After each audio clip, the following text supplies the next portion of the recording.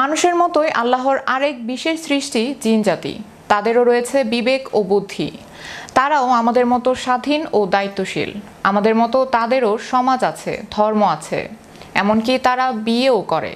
তবে তাদেরকে তৈরি করা হয়েছে ভিন্নভাবে। কিন্তু প্রশ্ন হলো, আল্লাহর এই বিশেষ সৃষ্টিকে আমরা দেখতে পাই না কেন? বিস্তারিত থাকছে ডেস্ক রিপোর্টে। মানুষের মতোই আল্লাহর আরেক বিশেষ সৃষ্টি জিন জাতি। তাদেরও রয়েছে বিবেক ও বুদ্ধি। তারাও আমাদের মতো স্বাধীন ও দায়িত্বশীল। আমাদের মতো তাদেরও সমাজ আছে, ধর্ম আছে, এমনকি তারা বিয়েও করে।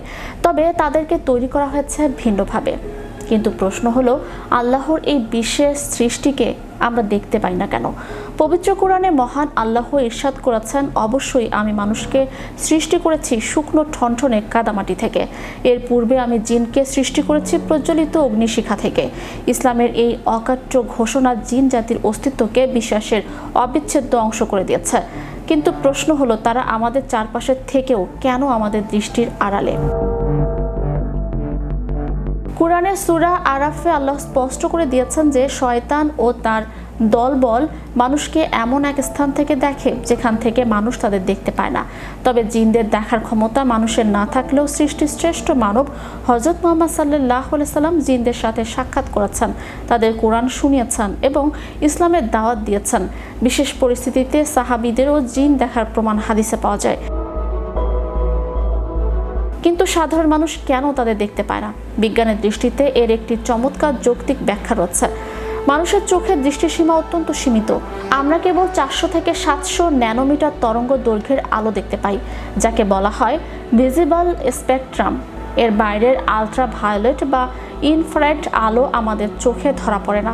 একইভাবে আমাদের শ্রবণ ক্ষমতাও 20 থেকে 20,000 হার্টজের মধ্যে সীমাবদ্ধ।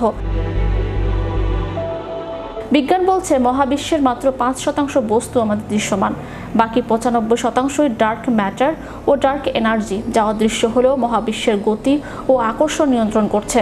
জিনরা যেহেতু বিশেষ অগ্নিশিখা থেকে তৈরি হতে পারে, তাদের অস্তিত্বের তরঙ্গ দৈর্ঘ্য আমাদের দৃশ্যমান সীমার বাইরের কোনো স্তরে বিন্যস্ত। মাঝে মাঝে সমাজে আমরা অস্বাভাবিক আচরণ করা মানুষ দেখি, যাদের দৈহিক শক্তির কাছে সাধারণ মানুষ হার মানে। লৌকিক ভাষায় একে জিনে ধরা বলা হয়। জিনদের এই প্রভাব বিস্তার প্রমাণ করে যে তারা আমাদের দেখতে পায় এবং আমাদের জগতে বিচরণ করে। পরিশেষে বলা যায়, জিনদের অদৃশ্য থাকাটা যেমন ধর্মীয় বিধান, তেমনি বিজ্ঞানের লিমিটেড সেন্সরি পারসেপশন বা সীমিত ইন্দ্রিয় ক্ষমতার তত্ত্ব দিয়েও তা সমানভাবে যৌক্তিক। এই রহস্যময় জগৎ আমাদের মনে করিয়ে দেয় যে দৃশ্যমান পৃথিবীর বাইরেও এক বিশাল ও বৈচিত্র্যময় সৃষ্টি জগৎ মহান আল্লাহর মহিমা ঘোষণা করছে।